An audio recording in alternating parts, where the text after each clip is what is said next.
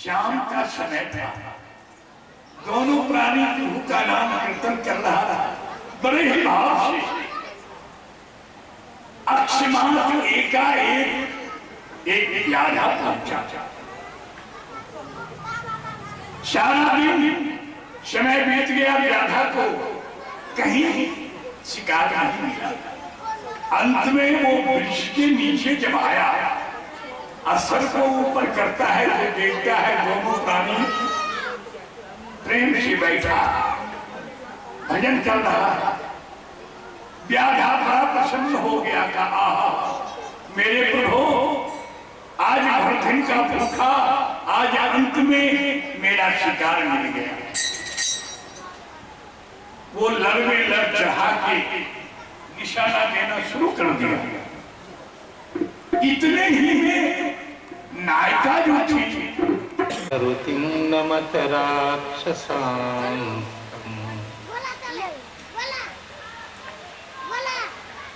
गंगातरंगरमणीय जटाकलापं गौरी निरंतर विभूषितवामभागं नारायण प्रियमनंगमदापहारं वाराणसी पुरपतिं भज विश्वनाथं। दुर्गे स्मृता हर्षिभीति मशेषजन्तोः स्वस्थै स्मृता मतिमतीव शुभां ददासि। दारिद्र्य दुःख भयहारिणि त्वदन्या सर्वोपकार करणाय सदार्द्रचित्ता। नामनिष्ठ धामनिष्ठ युगल चरणनिष्ठ द्वादश तिलक जाके मेरे मन भायो है। पतित उदाहरण को मेरी दशा देखी ऐसो लागे मेरे हित रघुनाथ जी पधारो है। करुणा निधान राम तारक सुनाई नाथ सांचो कियो नाम प्रभु गोद में बिठायो है। जय जय गुरुदेव गुण आपके अनंत नाथ प्रभु कृपा कोर हम पायो है। श्री सीतारामचंद्र भगवान की। सीताराम सीताराम सीताराम सीताराम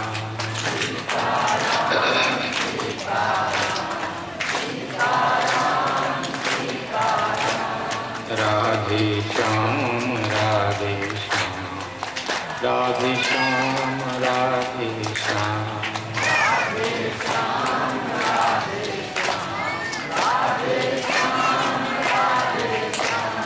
सीताराम सीताराम सीताराम सीताराम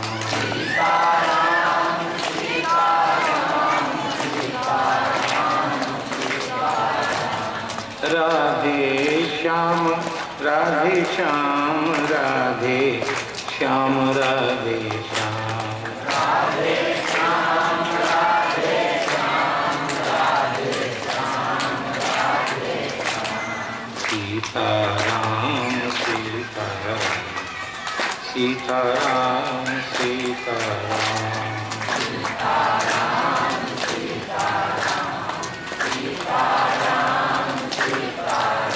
श्री सीतारामचंद्र भगवान की। जाऊं मैं तो पे बलिहारी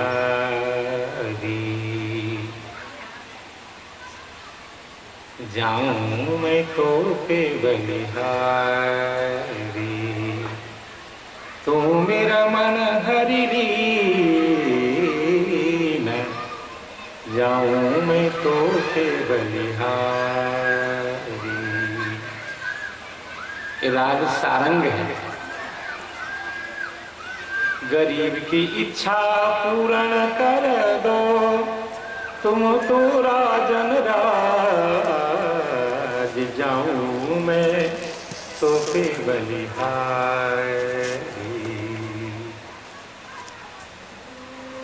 जाऊं मैं तो पे बलिहारी। देखिए इसमें कोमल नी नहीं, शुद्ध नी रहता है। ने सारे में पनी सा नी दब में। आप इसमें यदि कोमल नहीं लगा देंगे, यही सारंग मधुमात सारंग हो जाएगा। यही सारंग मधुमात सारंग हो जाएगा। रंगा दे रंग रे जुआ, रंगा दे रंग रे जुआ। तो सारंग बहुत मीठा राग है। थोड़े समय को याद करके गुनगुना देना, ये हमारी आदत नहीं है। थोड़ा हम लोग तो संस्कृतिया पंडित है ना, तो ये सारे गाँव हमको कम आता है। आप लोग आशीर्वाद देंगे तो दूसरी बार जब जन्म लेंगे तब करेंगे, ABCD शुरू करें।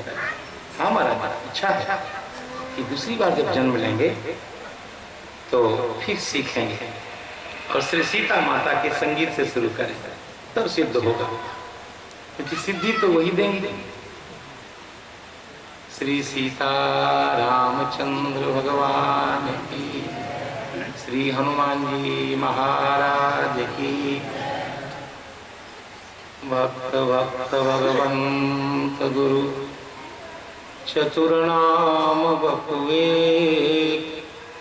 इनके पद वंदन किए नाशय विघ्नयने।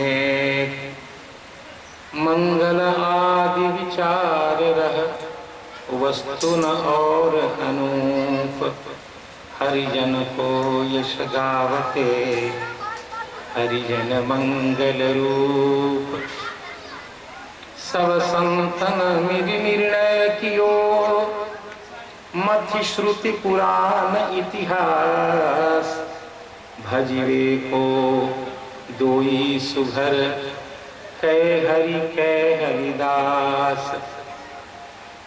श्री अग्रदेव आज्ञा दई, भक्तन को यश गाय।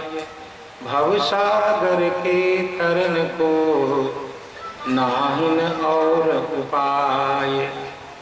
श्री हरिजू भले विराजिए, कथा सुनिए इतिहास।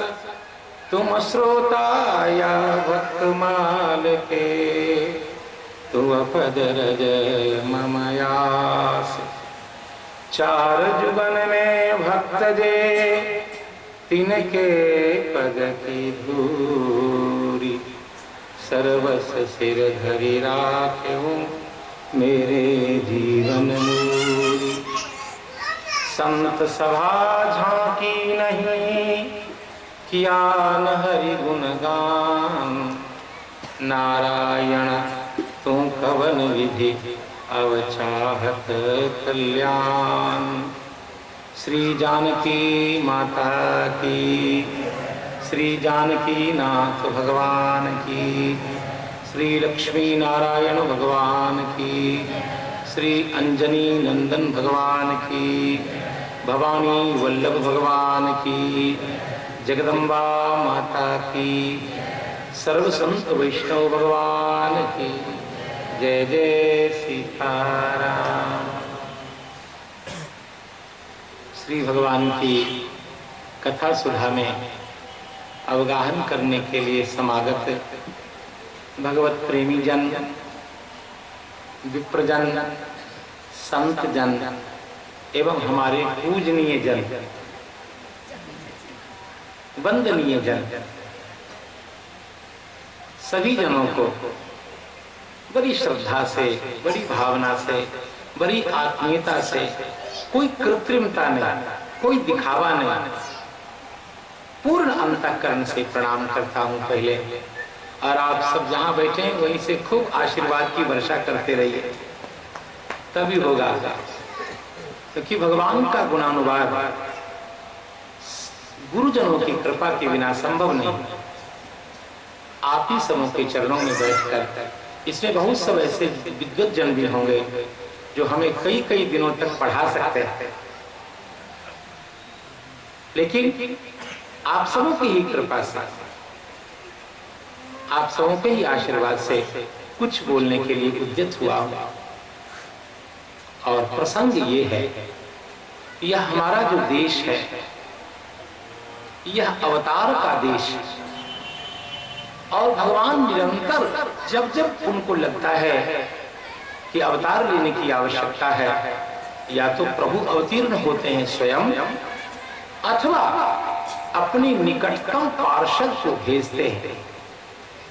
जैसी समस्या होती है, कभी हम अज्ञान में आकर के ये बोल जाते हैं, भावुकता में बोल जाते हैं कि श्री राम जी 12 अंश के, भगवान कृष्ण 16 अंश के, और ऐसा वैसा अनाप शनाप बोल जाते हैं।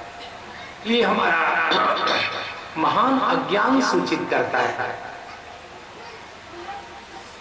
विष्णु पुराण में लिखा है, अवतारादयोर विष्णु सर्वे पूर्णा प्रकृतिता। भगवान के सारे अवतार परिपूर्ण होते हैं, कोई अवतार अंशावतार है ही नहीं। जब हम व्याख्या करते हैं तो कहते हैं ये अंशावतार है। भगवान से पूछिए कि आप अंश हो सकते हैं? हम भगवान के अंश हैं, आप सब अंश हैं। जीव भगवान का अंश है, भगवान जीव हो सकते हैं? भले भगवान सर्व समर्थ है। भगवान से पूछे कि आप सर्व समर्थ हैं तो बहुत अच्छी बात है, लेकिन सर्व समर्थता का प्रयोग करके जरा बताइए, आप जीव हो सकते हैं? भगवान का नहीं, ये नहीं हो सकता। भगवान अल्पज्ञ हो सकते हैं? भगवान एक देशी हो सकते हैं? नहीं। वैसे भगवान कभी छोटे हो ही नहीं सकते, ये भगवान की सबसे बड़ी समस्या है। तो जब भगवान छोटे नहीं हो सकते और उनकी अनंत कलाएं हैं, तो हम गिनने वाले कौन हैं कि 12 और 16 है? भगवान अनंत कलाओं के अधीश्वर हैं। भगवान कभी अपूर्ण हो ही नहीं सकते। भगवान परिपूर्णतम ही रहते हैं, चाहे वो श्री राम रूप में हो, श्री कृष्ण रूप में हो, मीन, कच्छप, वराह, नारायण, किसी रूप में हो। श्री नाभा स्वामी जी ने भगवान के अवतारों की स्तुति करते हुए, उनकी महिमा का निरूपण करते हुए लिखा है कि जय जय मीन वराह कमठ नरहरि बलि वामन परशुराम। श्री राम कृष्ण की रति जग पावन 24 अवतारों को प्रणाम किया है नाभा स्वामी जी ने।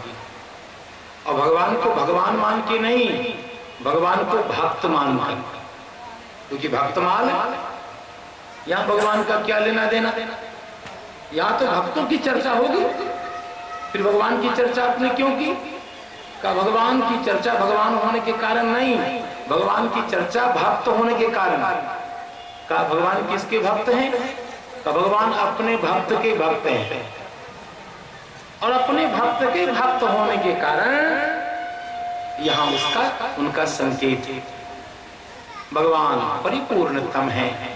वेद में बहुत सुंदर मंत्र आया है, प्रत्येक उपनिषद के आरंभ में इस मंत्र का उल्लेख होता है कि पूर्णमदः।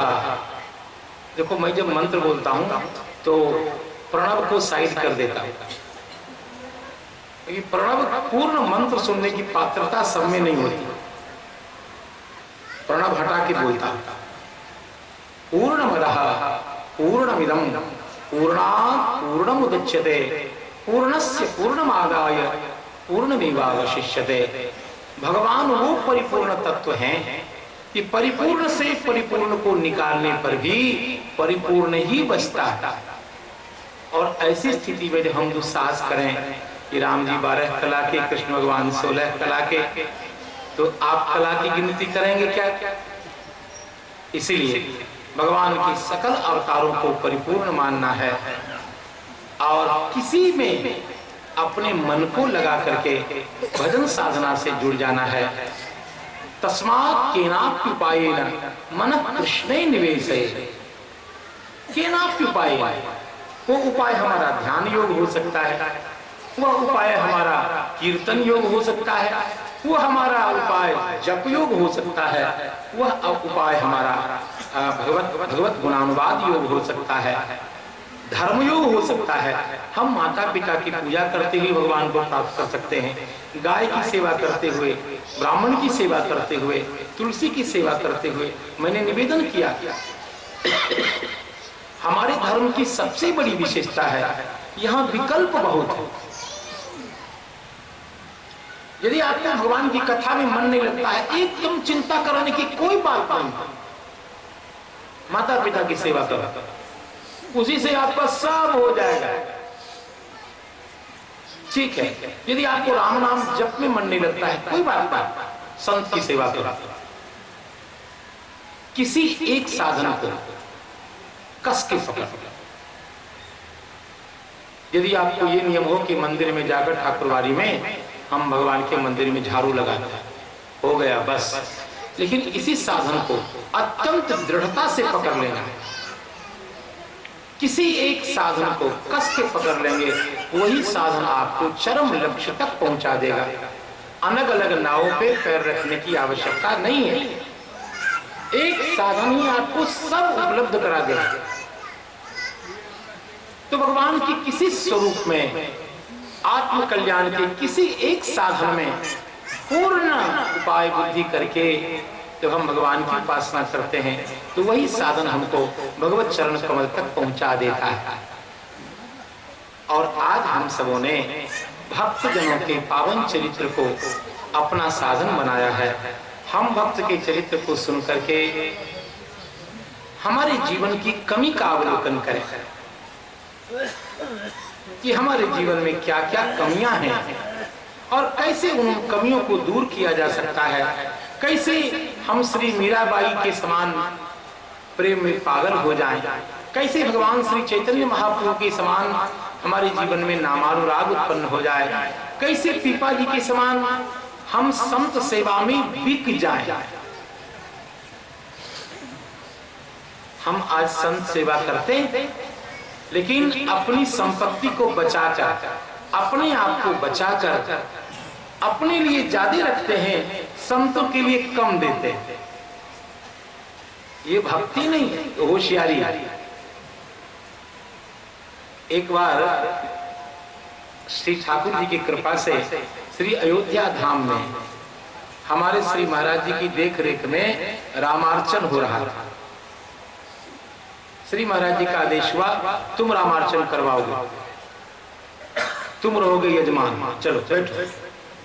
एक अच्छे सदाचारी ब्राह्मण को बुलाया गया और पंडित जी महाराज रामार्चन कराने लग गए और महाराज जी बैठे थे।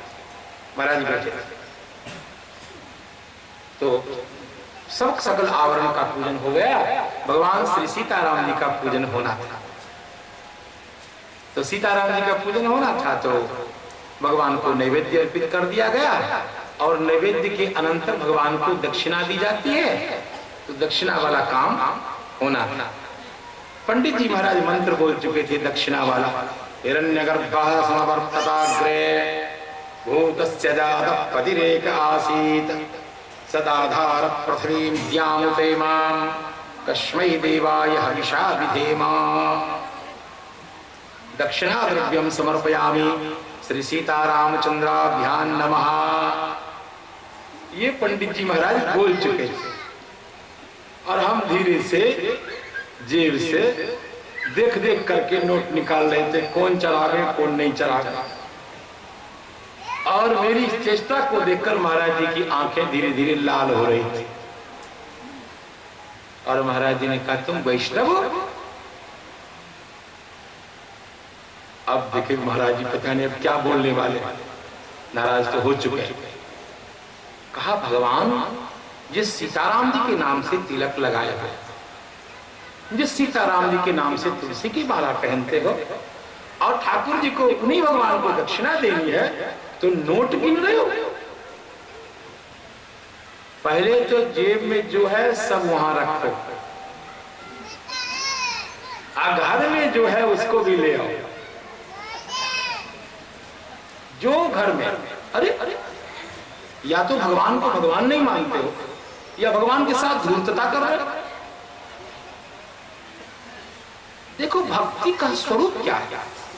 आप अपने शरीर को धन को बचा के भक्ति करेंगे, ये होशियारी है कि नहीं, ये धूर्तता है कि नहीं। जब आप उनको कहेंगे त्वमेव माता पिता त्वमेव, झूठ बोलते हो क्या? ये क्या श्लोक बोल रहे हो? यदि श्लोक बोल रहे हो त्वमेव माता च पिता त्वमेव त्वमेव सर्वम मम देव देव, और जब दक्षिणा देने वाली बात आई तो नोट गिन ले लग गए। ये क्या भक्ति है भाई? ये इसी को धूर्तता कहते हैं, इसी को छद्म कहते हैं, इसी को कपट कहते हैं। और कपट भी उसके साथ जिसकी तुमने दीक्षा ली है, जिसके नाम से तिलक लगाते हो कंठी। अरे ठगने के लिए संसार है, भगवान को तो कम से कम माफ करो, इनको तो मत ठगो। जाओ जाओ दिल्ली से जो कुछ माल मसाला लाए हो सब रखो, सब रखो।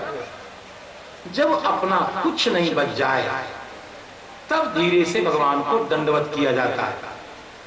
दंडवत का मतलब होता है हे रघुनाथ जी, मेरे पास जो कुछ था सब मैंने अब अर्पित कर दिया है, अब केवल ये शरीर बचा है, वह भी आपको मैं अर्पित कर रहा हूं। ऐसा कह के दंडवत किया जाता है। अब पैसा बक्सा में रखकर दंडवत नहीं किया जाता है, होशियारी से दंडवत नहीं किया जाता है। वो है हमारे महाराज जी, ये भी संत कथा है, उनके यहाँ क्षमा नहीं, ये सब लोग जानते हैं। देखिए यहाँ मैसूरी से आए हुए बहुत सारे संत कैसे होते हैं, संत का जीवन कैसा होता है, उनका चिंतन कैसा होता है। महाराज ये सत्य घटना है, यहाँ बहुत सारे लोग हैं उस गांव के।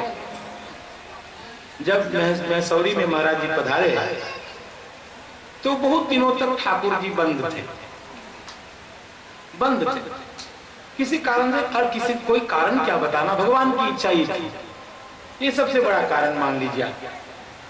बंद थे, भगवान का श्री विग्रह है, नियम है कि बहुत काल तक भगवान जब बंद रहे उनको उनकी पुनः प्राण प्रतिष्ठा होनी चाहिए।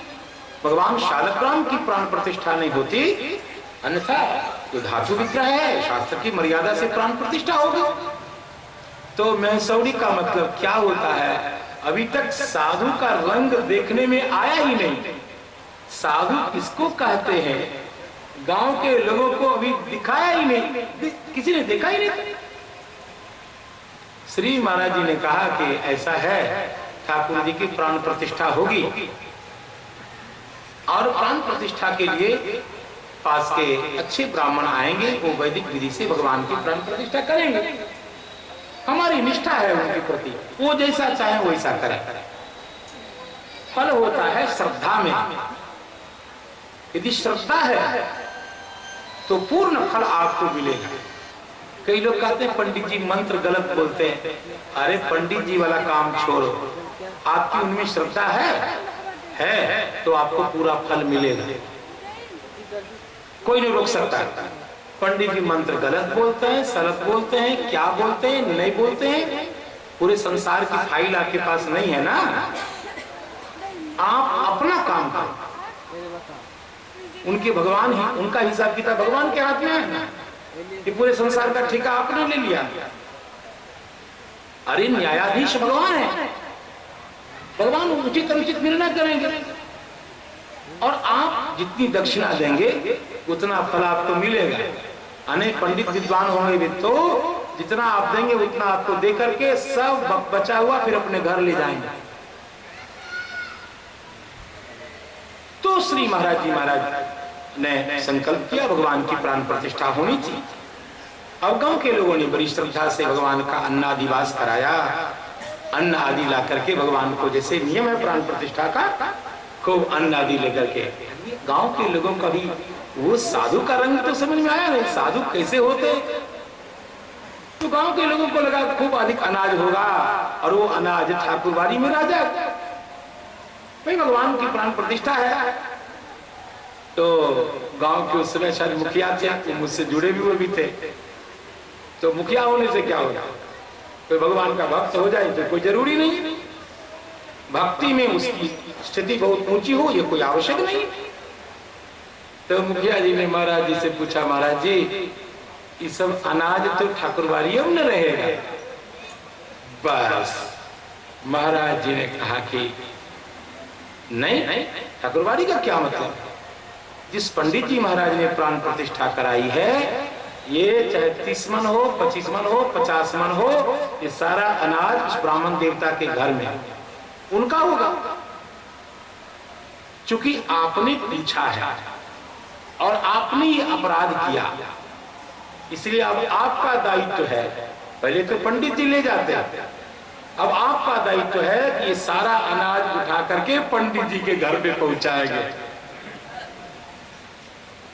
ये आपके मन में ऐसी भावना ही क्यों आई? भैया हो, साधुओं का रंग अलग होता है। हमारी सोच और संत की सोच में बहुत अंतर है। देखो, हमने संतों के मुख से सुना है 1000 चोर, उसकी बुद्धि होती है एक राजा में, 1000 राजा की बुद्धि होती है एक वेश्या में। 1000 वेश्या की बुद्धि जितनी चतुर होती है, उससे भी कई गुणित तीक्ष्ण बुद्धि होती है साधु की। तीक्ष्ण बुद्धि नहीं होती तो भगवान संसार को छोड़ के भगवान का भजन क्यों करते? वो जानते हैं कि भगवान का भजन ही सही काम है। ये सब तो नौटंकी है, सब तो डाकू है, तो चूस लेंगे हम। ये तो डाकू लोग हैं कि चूस लेंगे हम पूरी तरह से। भगवान का भजन करना ही सही बुद्धिमानी है। आज जो भगवान का भजन करता है वो तो बुद्धिमान, और सब बेवकूफ। सीधा सा, ज्यादा समझने की जरूरी नहीं। जो भगवान की भक्ति करे सोचो ये होशियार है, और जो बाल बच्चे में ही लगा हुआ है सोचो इसके बेवकूफ होने में किसी प्रमाण की कोई जरूरी नहीं है। एकदम पक्का मोहर लगा हुआ बेवकूफ। मैं आपको कुछ जीवन की घटना सुनाता हूं। महाराज निश्चित रूप से जानते होंगे, मैं महाराज जी जब संस्कृत पाठशाला में पढ़ता था तो एक आश्रम में रहता था, वही ठाकुर जी का कृपा से प्रसाद मिलता था और पढ़ने के लिए विद्यालय जाता था। और वो किनका आश्रम था? महाराज जी आपकी ही परंपरा के रामलीला मैदान दिल्ली में बाबा श्री राम कृष्णदास महात्यागी, उनके स्थान में रहता था। उस समय विद्यार्थी अवस्था में मुझे सिद्धांत कौमुदी खरीदने की जरूरी पड़ गई और घर से पैसा गया नहीं था। तो मैंने एक संत जी से कहा, महाराज जी मुझे 100 रुपए की जरूरी है, आप दे दीजिए। संत बड़े अच्छे थे और मुझसे प्रेम भी बहुत करते थे। उन्होंने कहा मैं दे तो दूंगा। मुस्कुराते मुस्कुराते बोले कि तुम निकाल लो तो जानो, तुम निकाल लो मेरे पास से तो जानो तुम होशियार। तो हमको भी चैलेंज दे दिया उन्होंने। हमने कहा महाराज जी एक बात बताइए, आपके शरीर में तो नहीं है कहीं 100 रुपए? कहा नहीं। तो महाराज जी अपना आसन जरा छोड़िए। तो महाराज जी आसन छोड़, मैंने महाराज आसन का रेसा देख लिया। कहा महाराज जी बताइए आसन नहीं है ना 100 रुपए? कहाँ है? तो आसन है यही, अब तुम निकाल लो तो ले लो। महाराज मैं रेसा देख लिया, कहीं नहीं मिला। फिर मैंने महाराज जी की झोली देखी, झोली में चंदन देखा, श्री देखी, तुलसी की माला, रामायण जी को देखा, सबको देखा, कहीं नहीं मिला। अब महाराज जी मुझे देखते तो मैं ढूंढ रहा हूं, मुस्कुराते हो। हमने कहा महाराज जी नहीं है। कहा खोजो, है यही। और मैंने पूरी बुद्धि लगा दी महाराज, कहीं नहीं मिली। तब हंस करके त्यागी जी बोले, उनका नाम था श्री रामचरण दास महात्यागी जी, बहुत अच्छे साधु, निर्मल साधु। हंस के बोले, अरे विद्यार्थी नहीं मिला, हार मान गए? हमने कहा महाराज जी हार मान गया। कहा आओ लाओ मेरी पूजा वाली झोड़ी देना, तो पूजा वाली झोड़ी देना। झोड़ी दी। हमने कहा इसमें तो है नहीं, मैंने देख लिया। कहा दो दो। और उसके बाद पासा जो होता है महाराज जी चंदन वाला, उसको ऐसे तोड़ दिया, चंदन वाला पासा, और उसमें 100 रुपए का नोट प्लास्टिक के कवर में ऐसे ऐसे लिपटा हुआ उस पासा के बीच में मिला। हम तो कहे कि चोर क्या, चोर का लकड़दादा भी नहीं ले सकता। हमने कहा महाराज जी आपने तो पूरे संसार को जीत लिया। उस समय मैं समझ गया कि जैसे सूक्ष्म बुद्धि दोनों पासे को आचमनी से पहले छेद कर दिया और फिर 100 रुपए के नोट को प्लास्टिक का कवर चढ़ा के ऐसे घुमा दिया और फिर दोनों पासे में घुसा के अब जल से गिला करके चिपका दिया, इतना सा काम। हमने कहा हे भगवान इतनी बारीक बुद्धि। तो मैं ये निवेदन कर रहा था कि संत की जो बुद्धि होती है वह केवल पवित्र ही नहीं होती, सूक्ष्म होती है, बहुत सूक्ष्म होती है। संतों का जीना, संतों का बोलना, संतों का बैठना, संतों का आशीर्वाद देना, संतों की पूजा करना, संतों का रेख टेक। मैं आपको सुना, ये हमारे परिवार के भी लोग हैं, मेरी बहन भी है यहाँ, जिन्होंने अभी आप तो महाराज जरूर जानते होंगे उस संत जी को। ये जो तेगड़ा के पास एक गांव है बजलपुरा, वहाँ एक पंगु महाराज थे, सियाराम दास जी महाराज, आप जरूर देखे बाबा सियाराम दास जी महाराज। हाँ हम वहीं जरूर हैं। और ठाकुर जी की कृपा से हमारे परिवार को उनकी सेवा करने का सौभाग्य मिला। तो एक बार गांव पास में श्री अयोध्या जी में एक बर्फ बेचने वाला डिम डिम डिम डिम किया। तो महाराज जी उस समय थोड़े अस्वस्थ थे और साधु तो फिर बालक जैसा स्वभाव है। कहा महाराज जी, दास नहीं कहा, महाराज जी बर्फ पाएंगे। साधु का एकदम आनंद में हृदय निकल गया, लाओ का बर्फ ला, ये आइसक्रीम बच्चों वाली जो।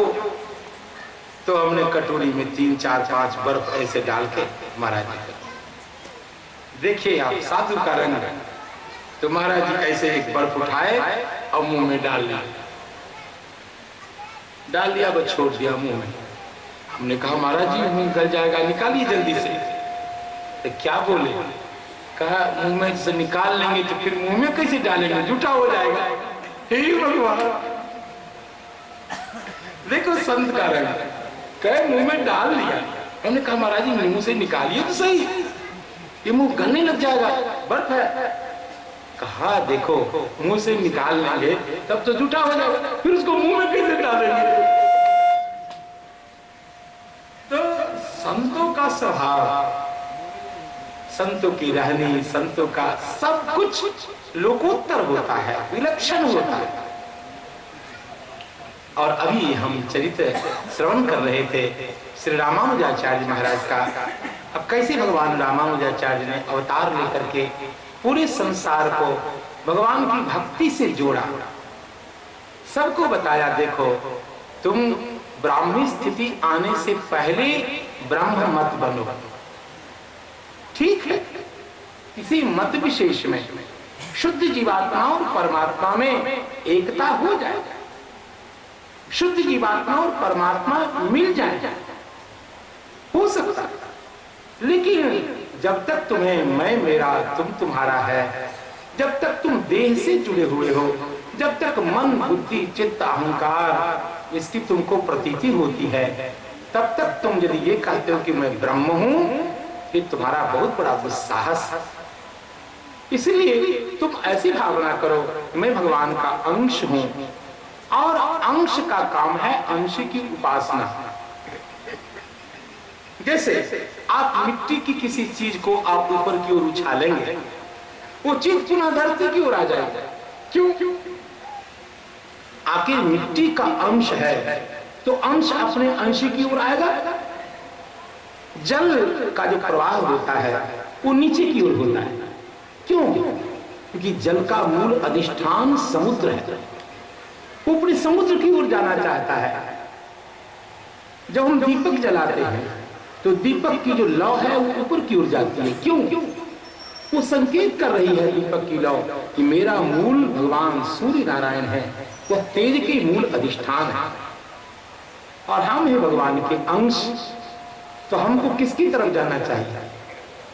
अंशी की तरफ, अपने मूल केंद्र की तरफ। हम जिसके अंश हैं, जिसके लिए जी रहे हैं, हमारे जीवन का जो मुख्य प्रयोजन है वो भगवान की प्राप्ति है। इसी बात को भगवान श्री रामानुजाचार्य महाराज ने समझाया और लोगों में भक्ति भाव परिपूर्ण करके सबको भगवान की उपासना से जोड़ दिया। लेकिन प्रत्येक क्रिया की एक प्रतिक्रिया होती है, तो उन्होंने भक्ति का उदार वितरण किया, लेकिन वितरण में थोड़ी सी कृपणता रह गई। सभी आश्रम और सभी वर्णों के लोगों को भगवान की भक्ति से जोड़ नहीं पाए। उनके सिद्धांत में कोई कमी नहीं थी। वो भी कहते थे भगवान की शरणागति सबके लिए है। सभी आश्रम, सभी जीव, सभी वर्ण, सभी के लोग भगवान की भक्ति कर सकते हैं, ऐसा वो कहते थे। लेकिन प्रयोग करने की जब बात आई तब थोड़ी सी संकीर्णता हुई। जैसी उदारता होनी चाहिए चारों वर्णों के लिए, वैसी उदारता प्रयोग में नहीं आई। जो चतुर्थ वर्ण के भक्त थे उनको वो आदर नहीं मिला, वो स्नेह सम्मान नहीं मिला जिसके वो अधिकारी थे। और तब साकेत नाथ भगवान को लग गई चिंता। आखिर भगवान, संसार के सभी जीव भगवान के हैं, चाहे वो ब्राह्मण हो, क्षत्रिय हो, वैश्य हो, शूद्र हो, अंत्यज हो, और मैं तो कहता हूं म्लेच्छ हो। अरे हमने हिंदुस्तान पाकिस्तान बनाए भैया, हमारी समस्या थी, हमने बनाए। लेकिन भगवान यदि हिंदुस्तान पाकिस्तान करने लग जाएंगे, भगवान तो पूरे संसार के मालिक है कि हिंदुस्तान को मालिक है। उनके पुत्र तो सभी हैं। ठीक है, भगवान भारतवर्ष से ज्यादा स्नेह करते हैं। क्यों? ये ऋषि मुनियों की भूमि है, ये परम पावन धर्माचार की भूमि है, वेद शास्त्र पुराण स्मृति की भूमि है, और अनेक पावनता यहाँ विद्यमान है। यहाँ बड़े बड़े धर्मनिष्ठ महात्मा प्रकट होते हैं। अनेक कारणों से भारत के प्रति भगवान का ज्यादा अनुराग है। इसका मतलब ये तो नहीं कि भारत से अनेक बाहर जो देश हैं उससे भगवान प्रेम नहीं करते ना। यदि ऐसा हो तो आपके भगवान बहुत छोटे हो जाएंगे। तो ये माना जाएगा कि आपके भगवान केवल भारत के भगवान हैं और संपूर्ण जगन्नाथ नहीं कह सकते उनको। भगवान को जगन्नाथ समझने के लिए, संपूर्ण जगत का नाथ मानने के लिए पूरा जड़ चेतन सब उनका है। तो भगवान को लगा कि ठीक नहीं है। पहले जब मैं पार्षद को भेजता हूं तो कुछ कमी रह जाती है, कभी मैं अकेला जाता हूं तो भी कमी रह जाती है। अब इस बार जब हम अवतार लेंगे तो पूरे परिकर के साथ अवतार लेंगे। और भगवान के बाद 12 पार्षद जो भगवान के सम्मुख विराजमान रहते हैं। वेद में एक मंत्र आया है, आपको तो मैं केवल इतना बता रहा हूं कि वेद में मंत्र आया है और मंत्र भी बोल देता हूं, लेकिन वो सही में मंत्र है कि नहीं, ये हमारे पूरी चरण श्री आचार्य चरण यहाँ विद्यमान है, वो सत्यापित करेंगे। ऋग्वेद के विष्णु सूक्त में मंत्र आया है, तद विष्णु परमं पदम सदा पश्यन्ति सूरयः। भगवान का वो जो परम पद है, वहां बड़ी बड़ी सूरी लोग सर्वदा भगवान का अवलोकन करते रहते हैं। भगवत पार्षद लोग 12 ओर से, सभी ओर से भगवान को घेर कर रहते हैं पार्षद, जिसमें श्री प्रहलाद जी हैं, उद्धव जी हैं, नारद जी हैं, ब्रह्मा जी हैं, विष्णु जी हैं, बड़े बड़े भगवान के पार्षद भगवान का वंदन करते रहते हैं। अचानक भगवान आसन से उठ गए। पार्षदों ने कहा, भगवान आप में ये त्वरा क्यों? तो भगवान ने कहा, मुझे संसार में अवतार लेना है। जीव की दयनीय दशा को देखकर मेरे हृदय में करुणा कल्लोलित हो रही है। इसलिए पार्षदों, मैं तो अवतार लूंगा ही लूंगा, इस बार आपको भी मेरे साथ चलना होगा। और ऐसा भगवान ने संकल्प किया। 12 पार्षद भगवान की सेवा में उपस्थित हैं। भगवान ने कहा, देखो पार्षदों,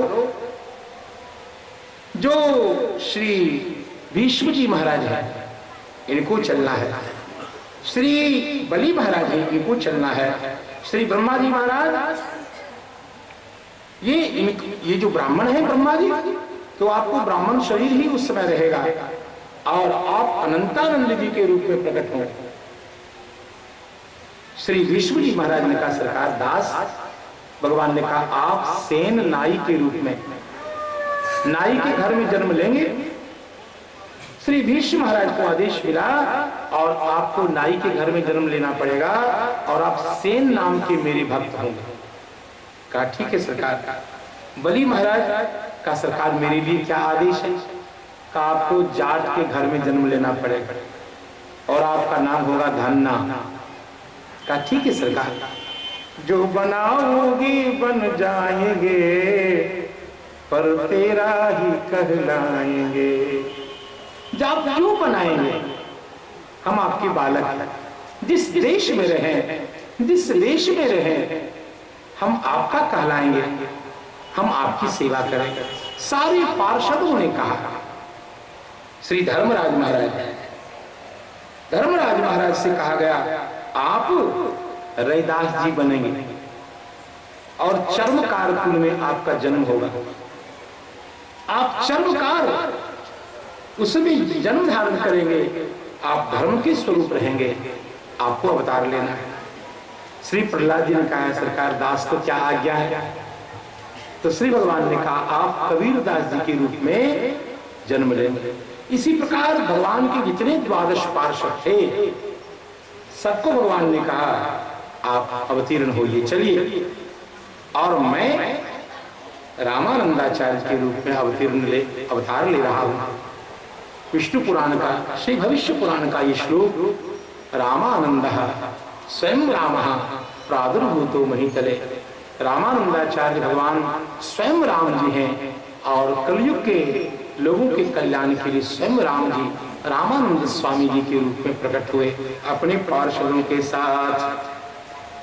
मामा जी ने एक गीत लिखा है, तो मुझे गीत गाने का तो संस्कार नहीं है, न आदत है, नहीं उसकी योग्यता है, न उसकी पात्रता है, लेकिन दुस्साहस तो कर ही सकते। जैसे किसी को बंदूक चलाने ना आवे और वो अपने हाथ में राइफल रख ले, तो जैसे बंदर के हाथ में राइफल देंगे तो कहां कहां गोली चला देगा, भगवान ने बचा। तो वैसे मैं उस बंदर के समान हूं, तो गाने का साहस तो कर रहा हूं, लेकिन पता नहीं क्या कौन कौन गोली कब कब चला दूं, भगवान ने बचाता। कहवा विराजे रघुनाथ जी, कहवा 12 भागवत हो। कहवा विराजे रघुनाथ जी, कहवा 12 भागवत हो। प्रभु जी सोचत जगत कल्याण, जगत जन आरत हो। संसार के लोग अत्यंत आर्त हैं, कैसे इनका कल्याण किया जाए। अपने निज धाम साकेत में भगवान सोच रहे हैं। आखिर भगवान का निज धाम कहाँ है? साकेत। और साकेत है कहाँ?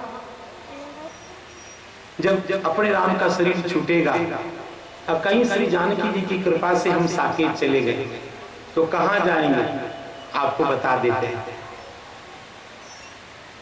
देखो अभी जो हम जहां बैठे हैं ये भूलोक है, इसके ऊपर भूवर्लोक, फिर स्वर्लोक, फिर जनः, महाजनः, तपः, सत्यम। ये 7 लोक है, और 7 लोक के बाद जो सत्य लोक है उसको ब्रह्मलोक कहते हैं। वहां ब्रह्मा जी विराजते हैं। गीता जी में भगवान कृष्ण ने कहा है कि आप ब्रह्म भुवनाल लोकात पुनरावर्तिनो अर्जुन। ब्रह्मलोक पर्यंत जीव का आना जाना होता है। स्वर्ग तक तो बहुत लोग जाते हैं, आते हैं। आपने पुण्य किया, धर्म किया, यज्ञ आदि किया, 100 यज्ञ किए, तो उसका फल ये होगा कि आप इंद्र बन जाएंगे, स्वर्ग चले जाएंगे। लेकिन स्वर्ग चले जाने मात्र से आपकी जान नहीं छूटेगी। जब तक आपका पुण्य है आप फल भोगेंगे। आप उर्वशी का, अप्सरा का खूब सुंदर वहां का सुख आनंद भोगिए, और जो ही आपका पुण्य नष्ट हुआ तो देवता लोग वहां से धकिया करके नीचे गिरा दिया। ये तो है आपके पुण्य का फल। और फिर कहीं फल की कामना नहीं हुई, आपने शुभ कर्म किया, धीरे धीरे उत्तम गति हुई, तो सबसे उत्तम गति होगी ब्रह्मलोक चले जाएगा। लेकिन ब्रह्मलोक पर्यंत लोगों का आना जाना जीव का बना रहता है। ऐसा गीता जी में भगवान ने कहा है। श्लोक सुना देता हूं। आप ब्रह्म भुवनाल लोकात पुनरावर्तिनो अर्जुन। ब्रह्मलोक पर्यंत आना जाना बना रहता है। और ब्रह्मलोक के ठीक ऊपर एक नदी है, जिस नदी का नाम है विरजा। वह जो विरजा नदी है वह प्रकृति की सीमा है। उसके नीचे नीचे संसार है, प्रकृति है, सुख दुख जरा मरण, ये जो कि पृथ्वी जल तेज वायु आकाश जो कुछ भी प्रकृति आप देखते हैं, सुख दुख पाप पुण्य, ये विरजा नदी के नीचे नीचे है। और विरजा नदी को पार करने के बाद त्रिपाद विभूति है। और त्रिपाद विभूति जो भगवान की है, और उसके मस्तक पर एक भगवान का धाम है जिसका नाम साकेत। जो परमे व्योमन है उसके ऊपर त्रिपाद विभूति के शीर्ष भाग पर भगवान का दिव्य धाम साकेत। इसी को विष्णु भक्त लोग वैकुंठ कहते हैं। भगवान कृष्ण के भक्त इसी को गोलोक कहते हैं, और राम जी के भक्त इसी को साकेत कहते हैं। वहीं भगवान श्री सीताराम जी दिव्य धाम में विराजते हैं। वैष्णव लोग शरीर छोड़कर उनकी सेवा में नित्य धाम में जाना चाहते हैं, यही उनका मोक्ष है। तो उसी दिव्य धाम साकेत में भगवान रघुनाथ विराजमान हैं। प्रभु जी विराजत साकेत, सन्मुख में प्रभु के परिकर हो। हे परिकर सब मिली लेहूं अवतार, जगत हित कारण हो। जगत के कल्याण के लिए हे परिकर सब मिलके हमको अवतार लेना है। तो कहां अवतार लेंगे? पार्षदों ने पूछा, भगवान आप कहां अवतार लेने जा रहे हैं? तो श्री भगवान ने कहा, पुण्य सदन एक ब्राह्मण, सुशीला जिनकर भामिनी हो। हे परिकर दंपति वसत प्रयाग, दंपति वसत प्रयाग, पूजत वेणी माधव हो। प्रयागराज में एक सदाचारी ब्राह्मण है जिनका नाम है पुण्य सदन शर्मा, और उनकी परम पतिव्रता स्त्री, परम धर्माचरण परायणा स्त्री जिनका नाम है सुशीला देवी। और दोनों पति पत्नी अत्यंत भाव से वहां के प्रयागराज के प्रधान देवता, स्थान देवता, तीर्थ देवता हैं वेणी माधव भगवान। और वेणी माधव भगवान के दोनों पति पत्नी दंपति नित्य सपरिया पूजन में लगे रहते हैं। और संसार के दयनीय जीव प्रार्थना करते हैं कि प्रार्थना पर विचार करके, प्रार्थना सुनिए श्री भगवान, प्रार्थना सुनिए श्री भगवान, लीजिए कीजिए जन जन का कल्याण। प्रार्थना सुनिए श्री भगवान, प्रार्थना सुनिए श्री भगवान। भारत में फिर गूंजे गीता। अब इसके आगे वाला जो है वो इतना कठिन है, वो मैं गा नहीं सकता। भूमि भाग बन जागे सीता, भारत को फिर धन्य कीजिए, भारत को फिर धन्य कीजिए। श्रीपति करुणा धाम, प्रार्थना सुनिए श्री भगवान, भगवान।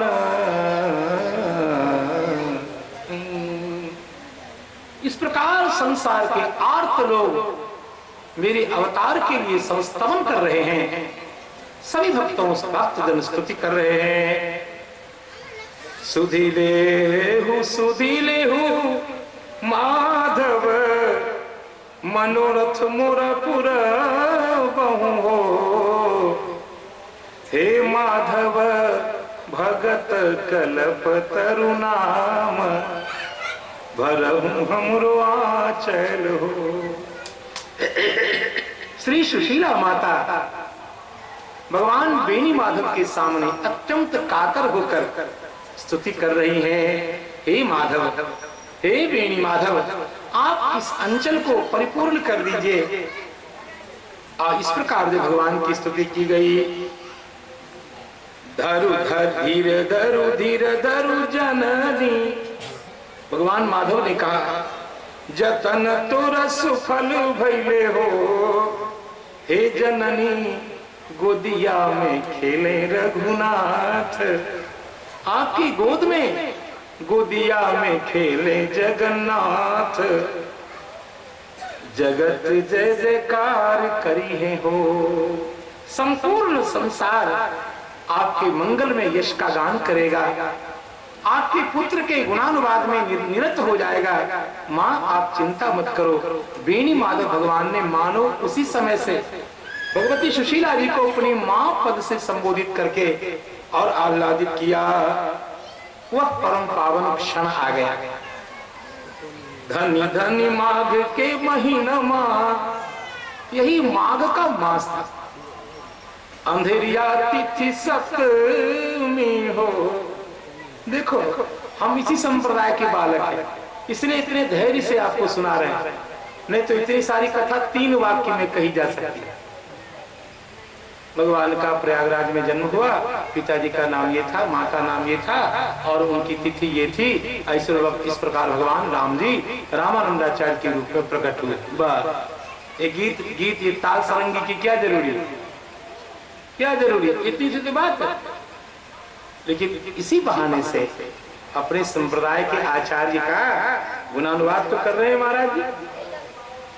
हमारे संप्रदाय के आचार्य हैं स्वयं भगवान श्री रामानंद स्वामी, इसलिए उनके मंगल में जन्म के का इस प्रकार गुणानुवाद कर रहे हैं। धनी धनी माघ के महीना माँ, अंधेरिया तिथि सप्तमी हो। धनी धनी दिन माँ गुरुवार, गुरुवार के दिन भगवान रामानंद स्वामी जी महाराज प्रकट हुए। प्रगट भय जगत गुरु हो।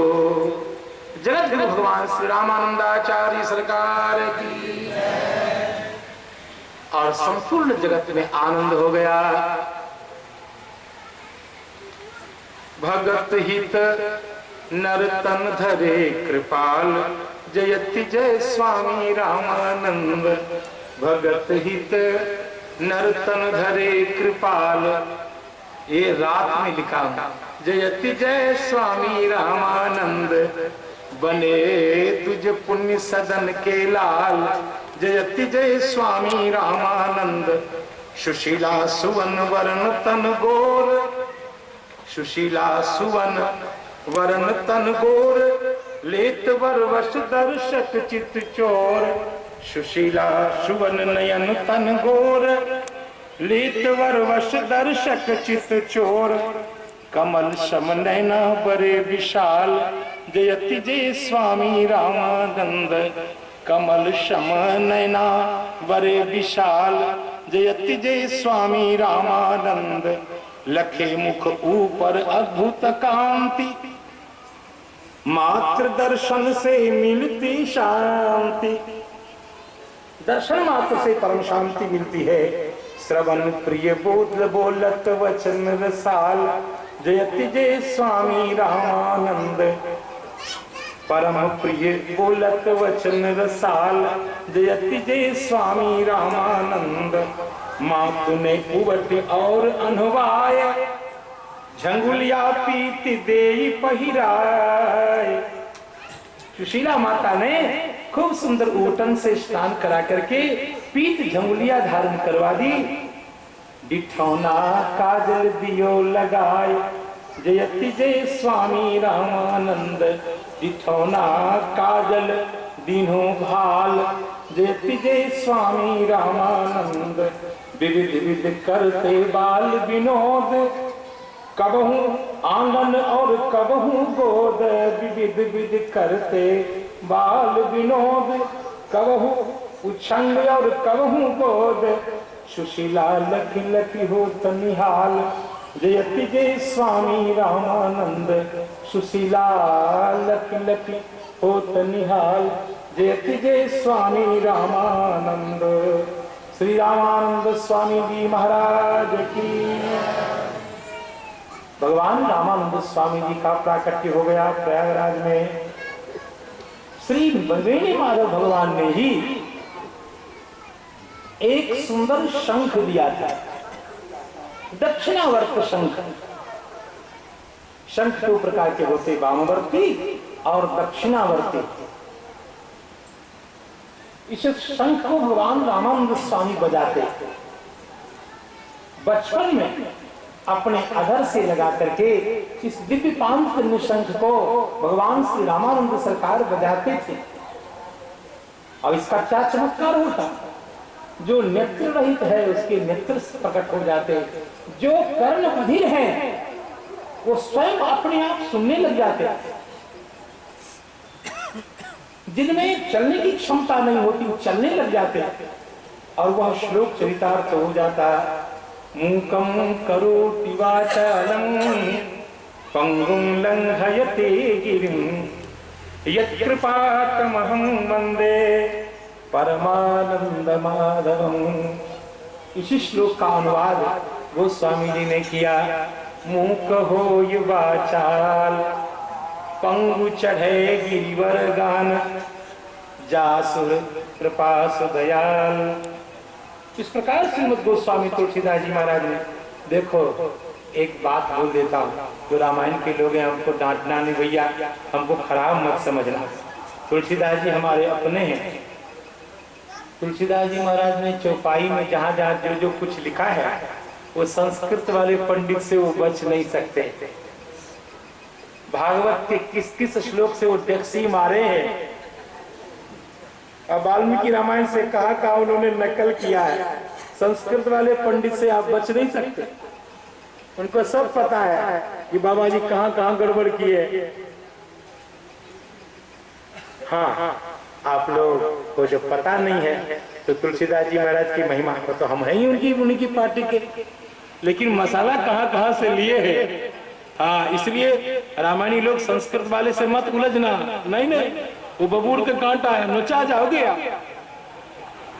हाँ, कभी ये मत कहना कि तुलसीदास जी ये वो, बस कहीं उनका दिमाग घूमा कि तुलसीदास जी महाराज की जन्मपत्री निकाल के रख देंगे 2 मिनट में।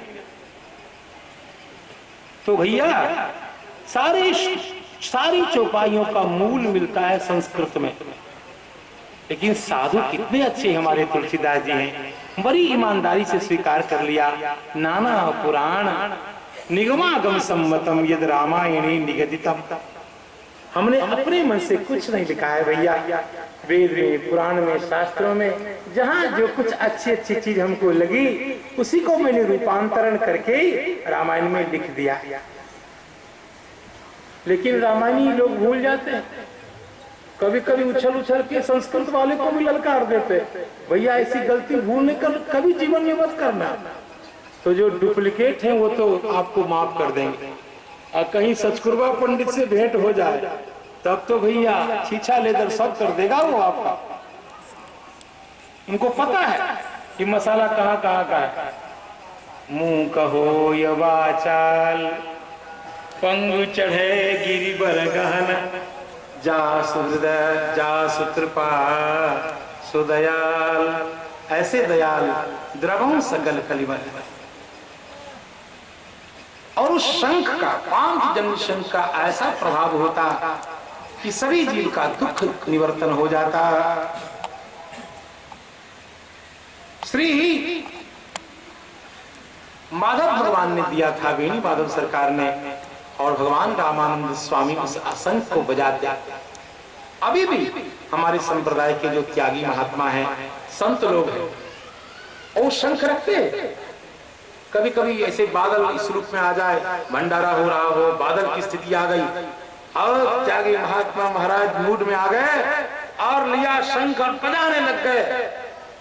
अभी भी इस कलिकाल में उस शंख राग के प्रभाव से बादल फट जाते हैं, तितर बितर हो जाते हैं। देखो संतों का भंडारा चल रहा है, भंडारे में विघ्न करने की जरूरी नहीं है, भंडारा हो जाए उसके बाद जितना चाहो बरसो। और हमने अनेकों बार प्रभाव देखा है उस शंख राग का। साधु संत शंख बजाते हैं। शंख शब्द का क्या अर्थ है? शंख अर्थात जो कल्याण का वमन करता, जो कल्याण का उद्गम। बजे शंख और भागे बलाय, सब अलाय बलाय सब साधु संतों के शंख राग से दूर हो जाते। भगवान ने आग्रह किया ही था। श्री राघवानंद स्वामी जी महाराज प्रकट हुए, श्री वशिष्ठ महाराज जी राघवानंद स्वामी जी के रूप में प्रकट हुए। मिले श्री गुरु श्री राघवाचार्य, भक्ति दे जीव करत निर्द्वंद्व, बसत हिये सुंदर लाडली लाल, जयति जय स्वामी रामानंद। जयति जय स्वामी रामानंद। और ऐसे रामानंद स्वामी जब कुछ प्रकट बड़े हुए, जीवन में पायस के अतिरिक्त कुछ नहीं पाया। पायस जिसको आप खीर कहते हैं, खीर पायस से बना हुआ वो दिव्य भोज्य। भगवान विष्णु को पायस बहुत प्रिय, बहुत प्रिय। पायस को ही स्वीकार किया जीवन भर, और बहुत स्वल्प अवस्था में यथाकाल सारे संस्कार किए गए। नामकरण संस्कार किया गया तो उनका नाम रखा गया रामदत्त। बाल्यावस्था का नाम है उनका रामदत्त। और उसके बाद कर्णवेद संस्कार, उपवेद संस्कार। देखो अब तो कर्णवेद संस्कार तो लोग भूल ही गए। हमने एक बार श्री गोपालाचार्य जी महाराज के मुख से भगवान राम का कर्णवेद संस्कार की कथा सुनी।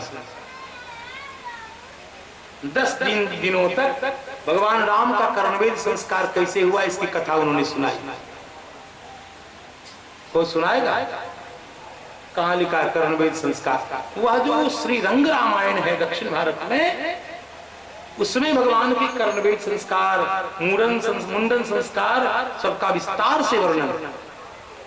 कर्णवेद संस्कार में जब नाई आया तो आप जानते हैं कि कर्णवेद संस्कार में नाई फिर स्वर्ण की शलाका से कर्ण में छेद करता है। अब भगवान राम के कर्ण में छेद करना था। अब भगवान श्री राम के कोमल कोमल कर्ण जब नाई ने देखा तो इतने सुकुमार कर्ण को देखा कि उसे छेद करते बना ही। कहा कैसे छेद करेंगे? मंत्रोच्चारण हो रहे हैं, देव ऋषि पितरों का पूजन चल रहा है, अब कर्णवेद संस्कार हो कैसे? तब भगवान वशिष्ठ ने कहा अरे नहीं, अरे स्वर्णकार गौर से देखो, गौर से देखो। स्वर्णकार को निमित्त करके कहा गौर से देखो, इनके कर्ण में छिद्र होगा पहले से। और तब गौर से देखा गया तो पहले से भगवान राम के कर्ण में छिद्र बना था। अनंत अनंत अवतार के संस्कार तो उसमें डाल दिया। मैंने गोपालाचार्य महाराज के मुख से श्रीरंगम में कथा सुनी थी, भगवान के कर्णवेद संस्कार की कथा। इसी प्रकार भगवान के उपनयन संस्कार की कथा, मुंडन संस्कार की कथा अब कौन करता है? विधि पूर्वक इनके भगवान रामानंद स्वामी जी के सारे संस्कार हुए। उपनयन संस्कार जब होने लगा तो वही बात, यहीं पढ़ेबो यहीं लिखेबो। जब दीक्षा लेने के लिए चले और भागे तो उस समय पिता रोकने लग गए, लोकाचार के समान। भगवान रामानंद स्वामी जी ने कहा नहीं, यदि विधि है कि काशी जाना चाहिए तो हम काशी ही जाएंगे। और काशी पहुंच गए। उस समय स्वामी श्री राघवानंद महाराज वाराणसी के पंचगंगा घाट पर श्री मठ में विराजते थे और उनके चरणों में जाकर दंडवत प्रणाम किया। उपनयन संस्कार के सद्य अनंतर जब वहां पहुंचे तो गुरुदेव के चरणों में वंदन किया और गुरुदेव ने उनको वैष्णव श्री राम मंत्र का, षडाक्षर तारक मंत्र का दान किया। ये राम मंत्र जो है, ये षडाक्षर तारक मंत्र राजा। वाराणसी की महिमा का मूल क्या है? वाराणसी में जितने लोग मरते हैं वहां भगवान श्री शंकर सबके कान में तारक मंत्र का उच्चारण करते हैं और उसी मंत्र के प्रभाव से वहां सभी का उद्धार होता है। काशी में जो कोई शरीर छोड़े, वो ज्ञानी हो, मूर्ख हो, पालवान हो, पापी हो, पुण्यात्मा हो, सबको बराबर सद्गति मिलती है भगवान शंकर की कृपा से। काशी मरत जंतु अवलोकी, जास नाम बल करो विशो की। ऐसा दिव्य धाम काशी, वाराणसी और उसके श्री गंगा जी के परम पावन तट पर पंचगंगा घाट और वहां श्री मठ पे भगवान श्री राघवानंद स्वामी जी महाराज उनके चरणों में दंडवत प्रणाम करते हैं और उनसे श्री वैष्णवी दीक्षा, श्री राम मंत्र, षडाक्षर मंत्र राज की परंपरा और उसके साथ पंच संस्कार प्राप्त किए। इसके साथ ही मंत्रार्थ प्राप्त किया। अरे तो भाई स्वयं राम जी ही हैं, उनको क्या प्राप्त करना है, लेकिन संसार को शिक्षा देने के लिए कि जब भी विद्या ज्ञान प्राप्त करे तो गुरु मुखेन प्राप्त करे। संसार को शिक्षा देने के लिए वहां उपस्थित हुए, सारे संस्कार प्राप्त करके तब उनका नाम पड़ा श्री रामानंदाचार्य। इस रूप में उनको दीक्षा दी, त्रिदंड भी धारण किया।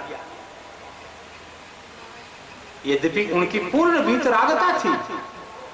कहा जाता है कि त्रिदंड धारण से पूर्व जब वो पुनः पिता के आग्रह पर, अन्य लोगों के आग्रह पर, प्रेम पर जब पुनः अपने घर आए तो पिता की इच्छा थी कि विवाह करें और उनके विवाह के लिए एक माधवी नाम की कन्या, विप्र कन्या को तैयार किया गया। लेकिन भगवान का अवतार, भगवान रामानंद स्वामी का अवतार तो गारस्थ में प्रवेश के लिए हुआ नहीं था। भगवान ने कोई ऐसी लीला की, भगवान रामानंद सरकार ने कि उस कन्या को ऐसा दिव्य स्वप्न दिया। भगवान ने दिव्य झांकी करा करके भगवान ने ऐसा दर्शन कराया और उनको आदेश मिला कि तुम पतिभाव से नहीं, स्वामी रामानंद सरकार को तुम गुरु भाव से वर्ण करो और उनसे दीक्षा लेकर आत्मकल्याण करते हुए भक्ति करो। और तब उनसे दीक्षा भाव से और भगवान रामानंद सरकार ने ऐसा सुंदर दिव्य शंखराग किया। शंखराग के माध्यम से ब्रह्म विद्या का उपदेश किया और हो गया उनका कल्याण। जब बलपूर्वक कुछ किया जाने लगा तो भगवान अंतर्हित हो गए, स्वयं अंतर्हित हो गए और पुनः वहां प्रकट हो गए। बहुत अनेक सा अनुभव जब किया गया तब भगवान प्रकट हुए। वाराणसी में जाकर के बंधाए भव सागर पर सेतु, प्रगट जग महा भय जग मह जहि हेतु, अचरण महा झुक्यो आय कलिकाल, जयति जय स्वामी रामानंद। चरण में कलिकाल आकर के झुका। एक बार भगवान रामानंद स्वामी सरकार संध्या वंदन कर रहे थे तो उनके पंचपात्र में कलयुग आकर के छिप गया, थोड़ा प्रपंच करने लगा और बाद में जब सामने आया तुम कौन हो, कौन उधम मचा रहे हो, तो कहा सरकार मैं कलयुग हूं और आपके प्रभाव को देख करके आपसे दीक्षा लेने के लिए आया हूं। भगवान रामानंद सरकार ने कहा, इससे पहले भगवान कपिल हुए, बड़े बड़े आचार्य हुए, श्री सीतारामचंद्र भगवान की जय।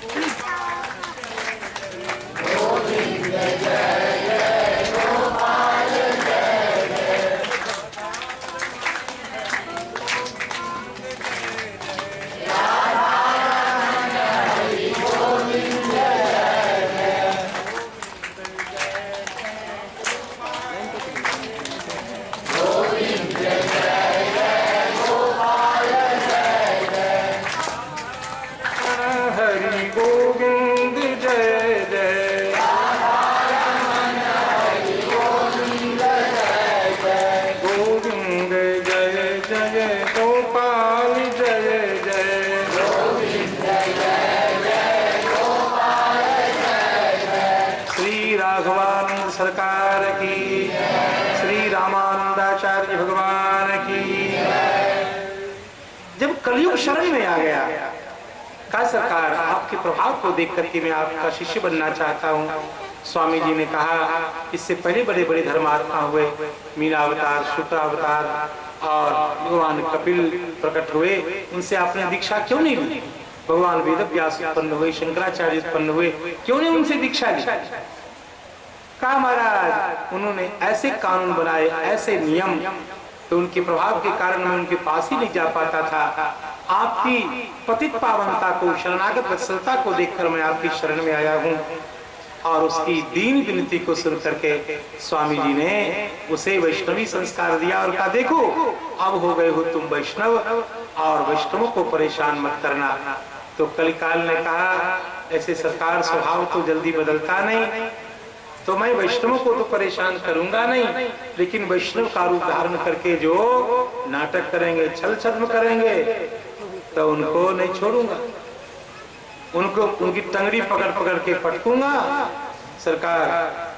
तो स्वामी जी ने कहा ये तो अच्छी बात है, जो कपटी हैं, जो छल छद्म करते हैं, उनको तो दंड मिलना ही चाहिए। हाँ, लेकिन जो सही वैष्णव हों, मेरे नाम रूप लीला का गुण कीर्तन कर रहे हों, उनके ऊपर तुम रक्षा भाव रखना, उनको परेशान मत करना। इसी बात को बताने के लिए यहाँ कहा गया प्रभुता लथ के श्री चरण में जुग आयो कलिकाल, चारि वर्ण आश्रमण के जीव भय जीव निहाल निहाल। ऐसे सकल जीव को निहाल किया। श्री रामानंद स्वामी जी की एक और विशेषता था, उनको 24,000 श्लोकों के साथ वाल्मीकि रामायण याद। इतना पारायण किया श्री स्वामी जी महाराज ने कि 24,000 श्लोकों का जो वाल्मीकि रामायण है उसको उन्होंने याद कर आज जो पांच स्वामी जी को कंठस्थ। और शिष्य जनों ने पूछा भगवान आपकी शिक्षा का सार क्या क्या? हरि की भक्ति, हरि नाम जप, दया दीन उपकार, साधु सेवा और दीनता, गुरु शिक्षा को सार।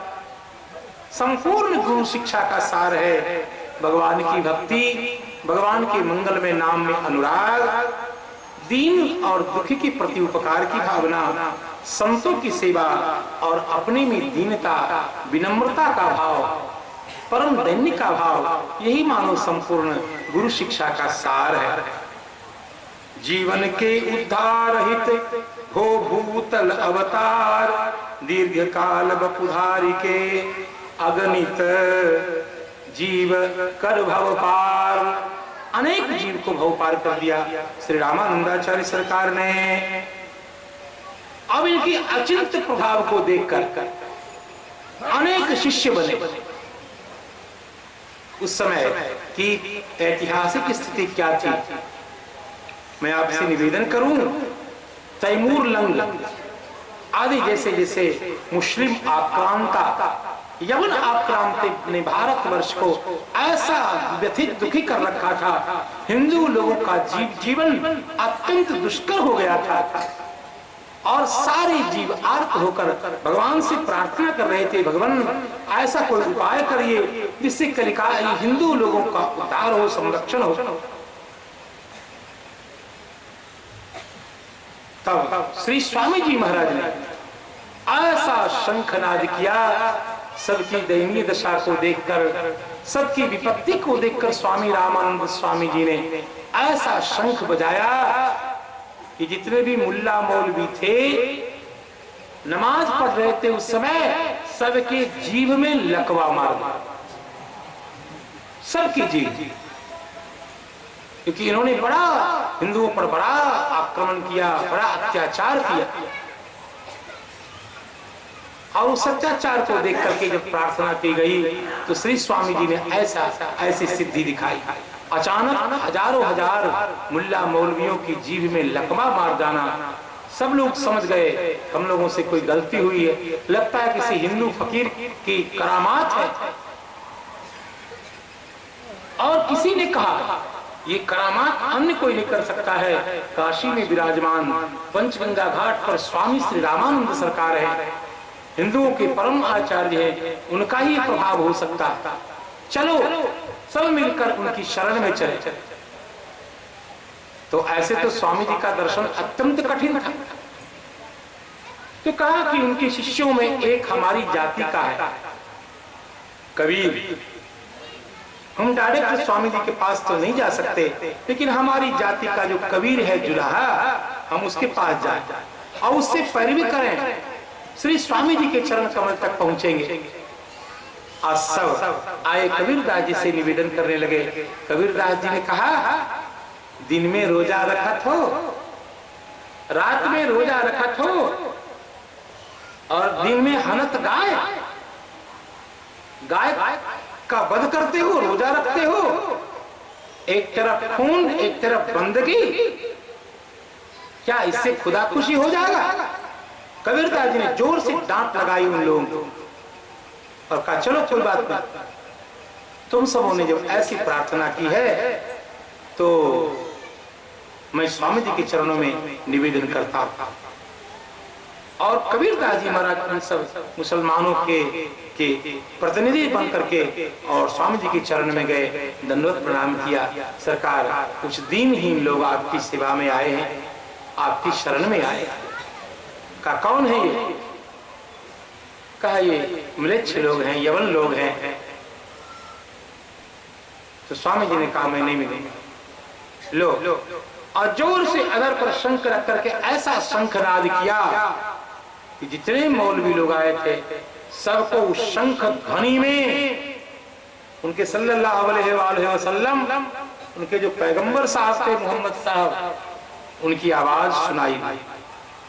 और पैगंबर साहब ने कहा कि ये भगवान रामानंद स्वामी स्वयं परमात्मा है और बिना विचारे इनकी सारी शर्त को स्वीकार कर लो, अन्यथा तुम्हारी खैरियत नहीं। उस शंखनाद में ही उनको सारे मौलवियों को जब सुनाई दिया तो श्री स्वामी जी ने कहा सुनो, यदि तुम कल्याण चाहते हो, अजीब में लगी हुई लकवा से बचना चाहते हो तो मेरी शर्त सुनो। जाकर के तुम अभी जो तुम्हारा गयासुद्दीन है और तुगलक है, तैमूर लंग है, इस समय के जो जितने शासक हैं सबसे बताना कि हिंदुओं के ऊपर तुम लोग जो अत्याचार करते हो उस अत्याचार को करना बंद करो। श्री स्वामी जी महाराज की कहा कौन कौन अत्याचार? तो श्री स्वामी रामानंदाचार्य महाराज ने कहा कि जो 12 प्रकार के जो तुम्हारे अत्याचार है उसमें पहला अत्याचार है जजिया कर। इतिहास साक्षी है, इतिहास में लिखा हुआ है हिंदुओं के ऊपर जजिया कर लगा रखा था मुसलमान शासकों ने, बादशाहों ने। आज हम इस रूप में नहीं रहते जिस रूप में आज ठाठ से बलराम कथा कृष्ण कथा कह रहे हैं। यह जो सौभाग्य आपको मिला हुआ है भगवान रामानंद स्वामी की कृपा का फल है। कहा पहला हिंदुओं के ऊपर से जजिया कर हटाओ, और दूसरा हिंदू देवी देवताओं का जो मंदिर बनता है, अब बने हुए मंदिर को तुम लोग जो गिराते हो उसको पहले बंद करो, तब ये लकवा ठीक होगा, नहीं तो बस ऐसे टटियाते हो। ये प्रभाव उनका देखो। भगवान रामानंद स्वामी जी महाराज मुसलमानों के द्रोही नहीं, दुश्मन नहीं। जैसे कभी कभी अपने बच्चे नालायक हो जाते हैं तो माता पिता उनको समझाने के लिए, सही रास्ते पे लाने के लिए चाटा लगा देते हैं। तो चाटा लगाने से माता पिता कोई दुश्मन नहीं हो जाते। आखिर रामानंद स्वामी भगवान राम है और भगवान राम जगन्नाथ है, पूरे संसार के मालिक है। तो क्या हिंदुओं के ही मालिक है राम जी, मुसलमानों के मालिक नहीं है?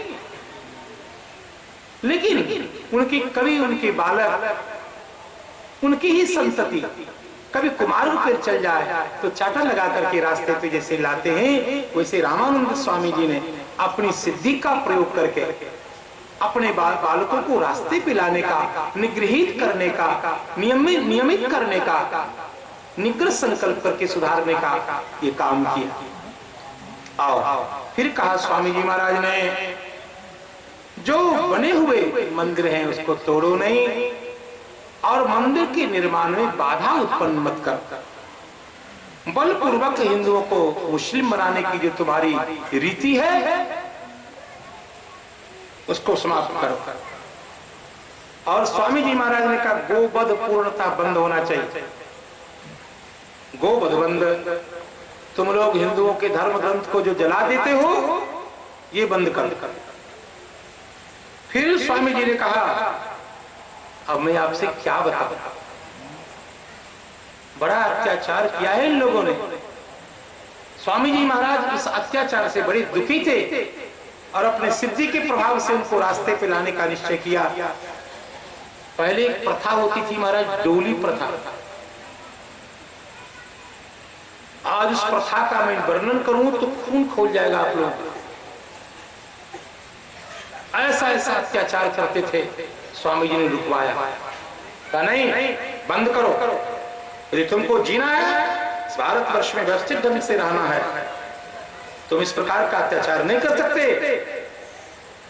स्त्री का अपहरण और ये से ऐसे कुत्सित कृत्य अब तुम नहीं करोगे।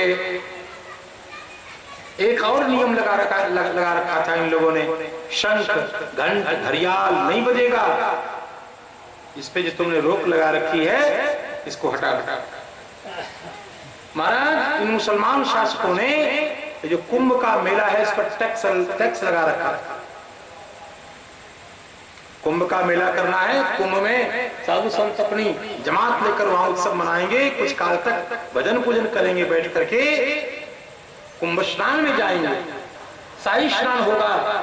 उस पर मुसलमान शासकों ने, बादशाहों ने टैक्स लगा रखा था।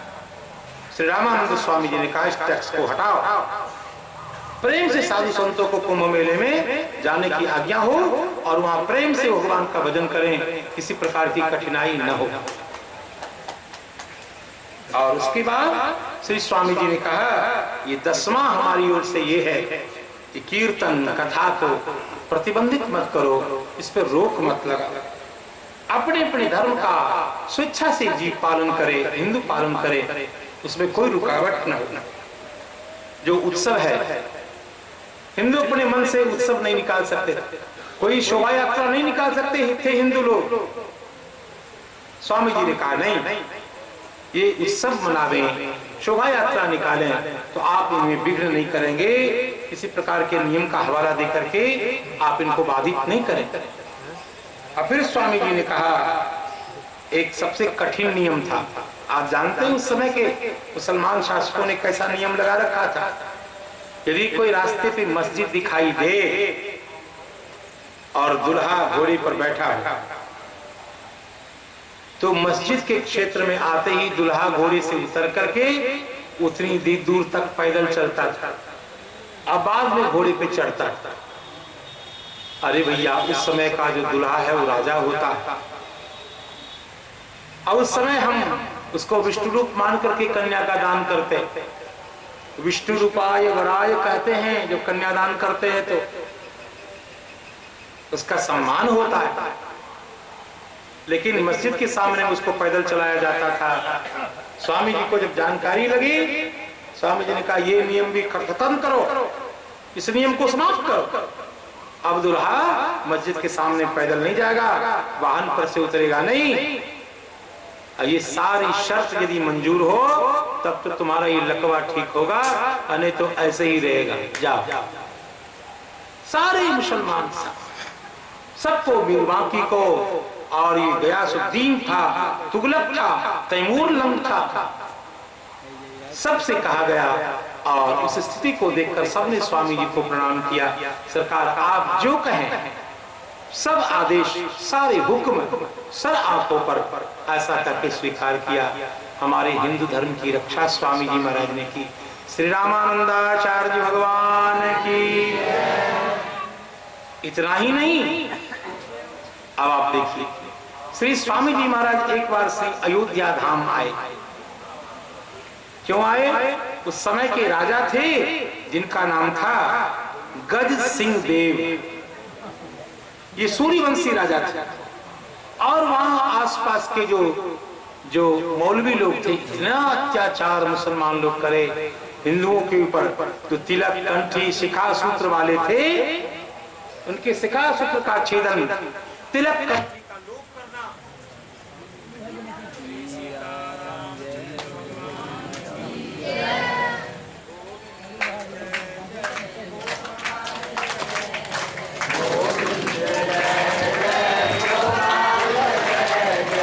गोविंद जय जय गोपाल जय जय,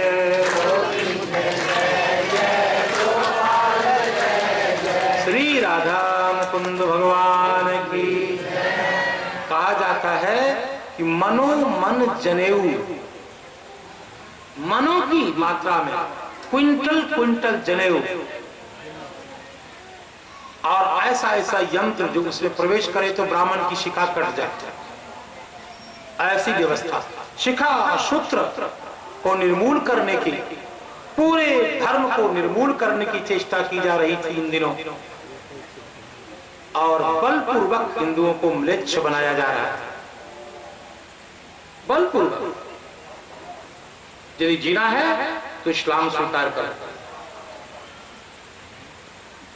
और जब वहां के राजा गज सिंह देव जी ने स्वामी जी के चरणों में निवेदन किया, हे स्वामी, आप समर्थ हैं भगवान, आपके रहते हुए हिंदू धर्म की दशा, आपके इसे समर्थ आचार्य के होते हुए इस प्रकार का जब निवेदन किया, 20,000 ब्राह्मणों को, भगवत भक्तों को शिखा सूत्र रहित कर दिया गया। उनका जो खतना करा दिया गया, हिंदू से मुसलमान के रूप में, म्लेच्छ के रूप में स्थानांतरित कर दिया गया, धर्मांतरण करा दिया गया। अब क्या हुआ? हाहाकार जब मच गया तो श्री स्वामी जी महाराज पधारे और उन्होंने अपने तेज प्रभाव से, राम नाम के अचिंत्य प्रभाव से, राम नाम का आश्रय लेकर के कहा, चिंता मत करो, जितने म्लेच्छ बने हो, चलो सरयू माता के किनारे। और सबको सरयू जी के तट पे ले जा करके सरयू जी में प्रवेश करा करके, स्नान करा करके, सरयू जी के जल का आचमन करा करके, और कहा सभी प्रेम से भगवान सीताराम जी के नाम का संकीर्तन करो। स्वपच सवर खस जमन जड़ पावर खोल की रात, राम कहत पावन परम होत भुवन विख्यात। और स्वयं तारक मंत्र का जप करते हुए स्वामी जी ने सकल 20,000 मुसलमान बने हिंदुओं को पुनः हिंदू धर्म में स्थानांतरित किया। कौन कर सकता है हिंदू धर्म के लिए ऐसा ऐसा ऐसा अचिंत्य अद्भुत अद्भुत चरित्र श्री स्वामी जी महाराज ने प्रकट किया। और सारे उच्छृंखल लोगों को, मदांध यवन आक्रांतों को अपनी सिद्धि के बल से दबाया और हिंदू धर्म को सुरक्षित किया। ऐसे हुए हमारे रामानंदाचार्य सरकार। ये तो आपने देखा, इससे पता लगता है कि उन्होंने कैसे हिंदू धर्म की रक्षा की और समाज की समरसता के लिए क्या किया, जिसका संकेत मैंने प्रातःकालीन सत्र में किया था कि बहुत बड़ी समस्या हो रही थी।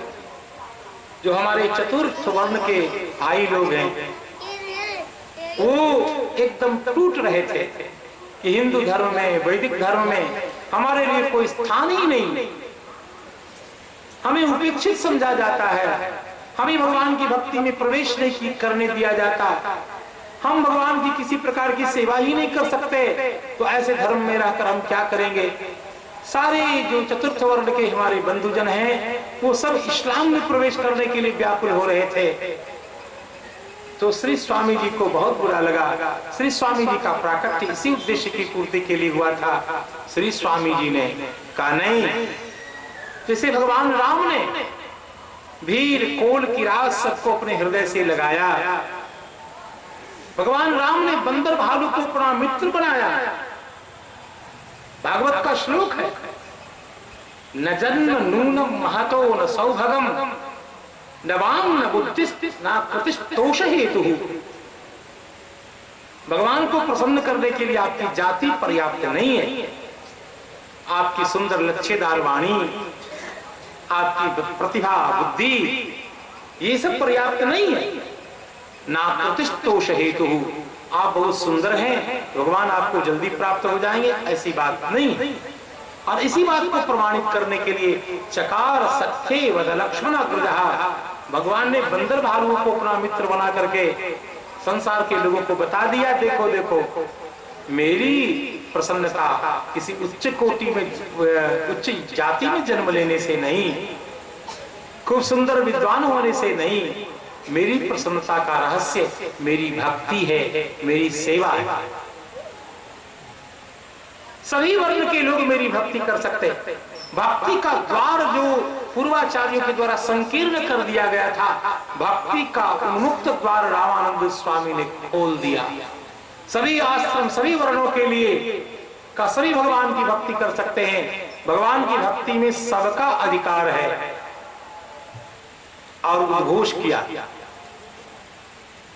जाति पाति पूछे नहीं कोई, हरि को भजे सो हरि का होई। जो भगवान का भजन करेगा वो भगवान का होगा। इस पंक्ति का अर्थ ये नहीं जो शायद आप बहुत जल्दी समझ गए।